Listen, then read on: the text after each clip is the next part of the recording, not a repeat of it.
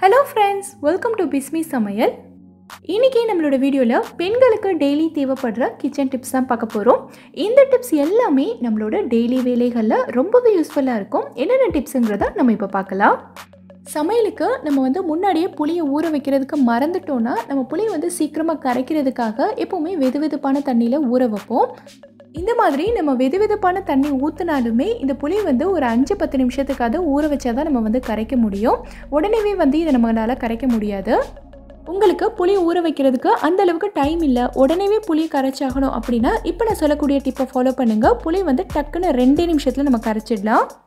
புளியில் கொஞ்சமாக வெதுவெதுப்பான தண்ணி சேர்த்துட்டு கூடவே கொஞ்சமாக உப்பு சேர்த்துருங்க. இந்த மாதிரி உப்பு சேர்த்துட்டு 1-2 நிமிஷத்துக்கு இதை அப்படியே விட்டுருங்க.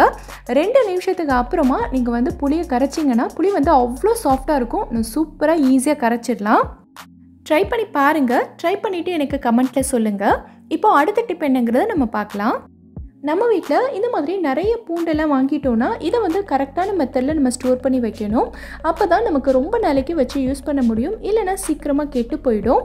பூண்டு ஒரு மாதிரி கெட்டு போயிட்டு உள்ளே ஒன்றுமே இருக்காது, மேலே வெறும் தோல் மட்டும்தான் இருக்கும். ஸோ அந்த மாதிரி ஆகாமல் இதை கரெக்டான மெத்தடில் எப்படி ஸ்டோர் பண்ணுறதுங்கிறத நம்ம பார்க்கலாம். பூண்டை நம்ம நிறைய மெத்தடில் ஸ்டோர் பண்ணலாம். நான் ஏற்கனவே இதுக்கு முன்னாடி இருக்கிற வீடியோவில் பூண்டு கெட்டு போகாமல் குறைஞ்சது ஒரு 4 மாதத்துக்காக எப்படி ஸ்டோர் பண்ணணுங்கிறத சொல்லியிருக்கேன். இப்போது இந்த டிப்பில் நான் இன்னொரு மெத்தடையும் சொல்லிடுறேன். பூண்டு வாங்கிட்டு வந்த உடனேவே இந்த மாதிரி தனித்தனி பல்லாக உரிச்சிடுங்க. பூண்டோட எல்லா தோலையும் உரிச்சிடக்கூடாது. இந்த மாதிரி மேலாப்பில் இருக்கிற தோலை மட்டும் உரிச்சிட்டு தனித்தனி பல்லாக நம்ம பிரிச்சிடலாம். தனித்தனி பல்லாக பிரிக்க முடியலனாலும் பரவாயில்ல, இந்த மாதிரி ஒரு 2-3 சேர்ந்த மாதிரியாவது பிரிச்சுக்கலாம். இந்த மாதிரி பிரிச்சுட்டு சென்டரில் இருக்க இந்த காம்பு பகுதியை மட்டும் நம்ம தனியாக வெளியில் எடுத்துடலாம். இப்போ பார்த்திங்கன்னா இது எல்லாத்தையும் நான் தனித்தனியாக பிரிச்சுட்டேன்.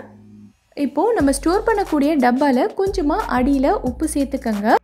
உப்பு சேர்த்துட்டு இந்த பூண்டு எல்லாத்தையும் இது மேலே நம்ம போட்டுடலாம். இந்த மாதிரி நம்ம பூண்டை தனித்தனி பல்லாக பிரிச்சுட்டு ஸ்டோர் பண்ணும்போது பூண்டு நமக்கு அவ்வளோ சீக்கிரமாக கெட்டு போகாது, ரொம்ப நாளைக்கு இருக்கும். அதே மாதிரி நம்ம சேர்த்துருக்க உப்பும் இந்த பூண்டுக்கு நல்ல ஒரு ப்ரிசர்வேட்டிவ் மாதிரி இருக்கும், ரொம்ப நாளைக்கு கெட்டு போக விடாது.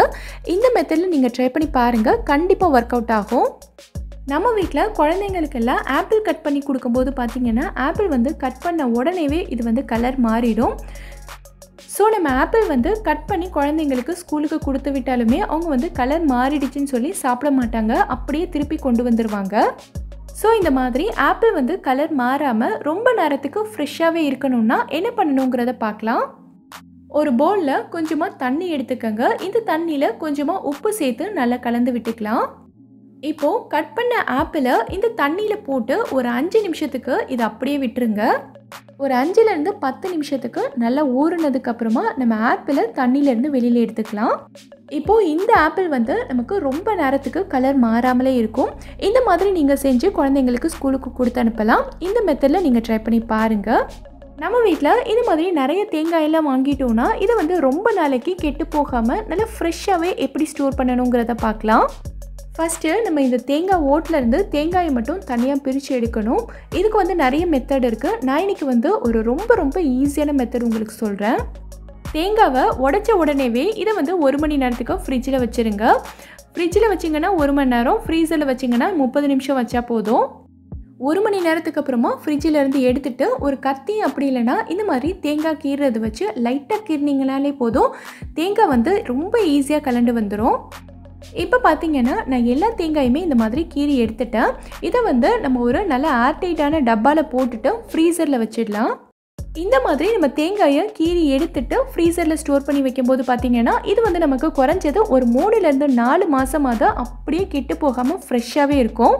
இந்த பாக்ஸில் இருக்க தேங்காய் பார்த்திங்கன்னா நான் போன மாதமே ஸ்டோர் பண்ணி வச்சுருந்தது. இதிலேருந்து நமக்கு தேவையான பீஸ் மட்டும் எடுத்து கொஞ்சம் நேரம் தண்ணியில் போட்டு வச்சுருந்தோன்னா இது ரூம் டெம்பரேச்சருக்கு வந்துடும். அதுக்கப்புறமா நம்ம யூஸ் பண்ணிக்கலாம். இந்த டிப் உங்களுக்கு ரொம்ப யூஸ்ஃபுல்லாக இருக்கும், ட்ரை பண்ணி பாருங்கள். நம்ம வீட்டில் உளுந்த வடை செய்யும்போது நிறைய பேருக்கு பார்த்திங்கன்னா வடை ரொம்ப ஹார்டாக வரும், அதே சமயம் எண்ணெயையும் அதிகமாக இழுக்கும்.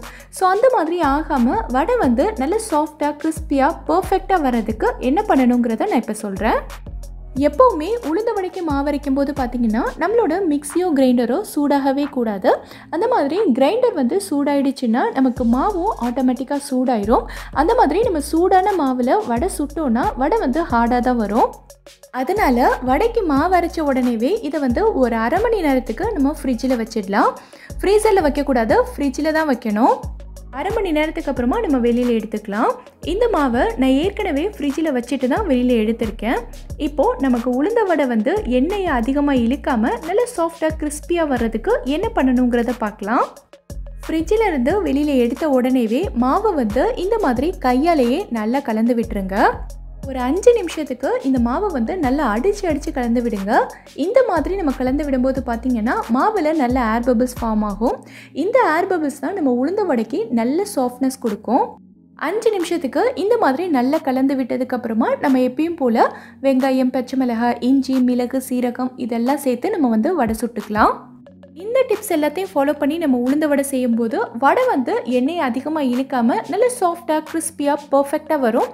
ட்ரை பண்ணி பாருங்கள். ட்ரை பண்ணிவிட்டு உங்களோட ஃபீட்பேக்கை எனக்கு கமெண்ட்டில் சொல்லுங்கள். இந்த மாதிரி கிரேப்ஸ் எல்லாம் பார்த்திங்கன்னா நம்ம சாப்பிட்றதுக்கு முன்னாடி நல்லா கழுவணும். இது வந்து குழந்தைங்களுக்கெல்லாம் ரொம்ப பிடிக்கும். நம்ம வந்து இதை சரியாக கழுவாமல் லைட்டாக தண்ணியில் போட்டு அலசிட்டு கொடுத்துட்டோன்னா சிலருக்கு பார்த்திங்கன்னா தொண்டையில் ஒரு மாதிரி இது சாப்பிட்டதுக்கப்புறமா கரன்னு இருக்கும். ஸோ அந்த மாதிரி ஆகாமல் இருக்கிறதுக்கு நம்ம என்ன பண்ணணுங்கிறத நான் சொல்கிறேன். ஒரு பாத்திரத்தில் கொஞ்சமாக தண்ணி எடுத்துகிட்டு இதில் வந்து கொஞ்சமாக மஞ்சள் தூள் சேர்த்துக்கலாம். கூடவே கொஞ்சமாக உப்பும் சேர்த்துக்கங்க. இப்போது இதில் கிரேப்ஸ் எல்லாத்தையும் போட்டு ஒரு 5 நிமிஷத்துக்கு அப்படியே நல்லா ஊற விட்டுருங்க.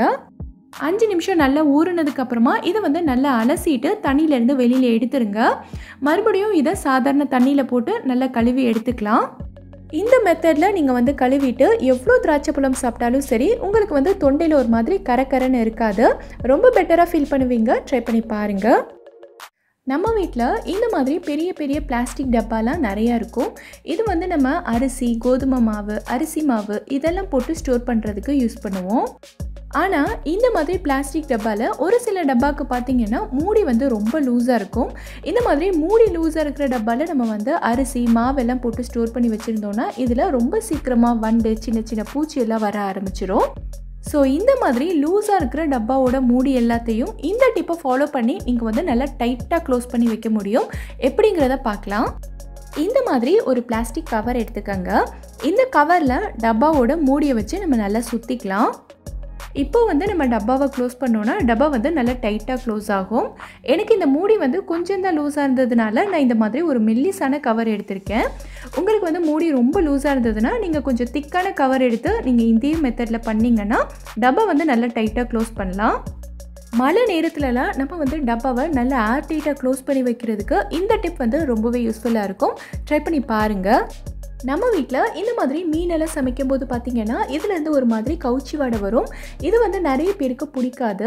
ஸோ அதனாலேயே வந்து மீன் சாப்பிட மாட்டாங்க. நான் இப்போ சொல்ல போகிற டிப் வந்து மீனுக்கு மட்டும் இல்லை, மீன், சிக்கன், மட்டன் எல்லா நான்வெஜ்ஜுக்குமே இந்த டிப் வந்து பொருந்தும். ஸோ இந்த மாதிரி மீன்லேருந்து கவுச்சி வாடை வராமல் இருக்கிறதுக்கு நம்ம என்ன பண்ணணுங்கிறத பார்க்கலாம். மீனை வந்து நல்லா க்ளீன் பண்ணி எடுத்ததுக்கப்புறமா இதில் கொஞ்சமாக மஞ்சள் தூளும் உப்பும் சேர்த்துக்கலாம். கூடவே நான் வந்து பாதி லெமன் எடுத்திருக்கேன். இந்த லெமனோட சாறையும் நல்லா பிழிஞ்சு விட்டுறலாம். இப்போது இது எல்லாத்தையும் சேர்த்து நல்லா கலந்துட்டு ஒரு 10 நிமிஷத்துக்கு இதை அப்படியே நல்லா ஊற விட்டுருங்க. ஒரு 10 நிமிஷத்துக்கு அப்புறமா இதை வந்து மறுபடியும் தண்ணி ஊற்றி நல்லா கழுவி எடுத்துக்கலாம். இந்த மாதிரி செய்யும்போது மீன்லேருந்து எந்த கவுச்சி வாடையுமே வராது. அதே சமயம் நம்ம வந்து லெமனும் உப்பும் சேர்த்து ஊற வச்சுருக்கிறதுனால மீனோட டேஸ்ட்டும் அவ்வளோ சூப்பராக இருக்கும். நீங்களும் ட்ரை பண்ணி பாருங்கள். இந்த வீடியோவில் நான் சொல்லியிருக்க டிப்ஸ் எல்லாமே உங்களுக்கு ரொம்பவே யூஸ்ஃபுல்லாக இருக்கும்னு நினைக்கிறேன். எந்த டிப் உங்களுக்கு ரொம்ப யூஸ்ஃபுல்லாக இருந்ததுங்கிறத கீழே இருக்க கமெண்ட் பாக்ஸில் எனக்கு சொல்லுங்கள். இந்த வீடியோ பிடிச்சிருந்தா லைக் பண்ணுங்கள். உங்கள் ஃப்ரெண்ட்ஸ், உங்கள் ஃபேமிலி மெம்பர்ஸ் கூட இந்த வீடியோவை ஷேர் பண்ணுங்கள். மறக்காமல் நம்ம பிஸ்மி சமையலுக்கு சப்ஸ்கிரைப் பண்ணிவிட்டு பக்கத்தில் இருக்கக்கூடிய பெல் ஐக்கானையும் கிளிக் பண்ணி அதில் ஆல் ஆப்ஷனையும் செலக்ட் பண்ணுங்கள். தேங்க்யூ.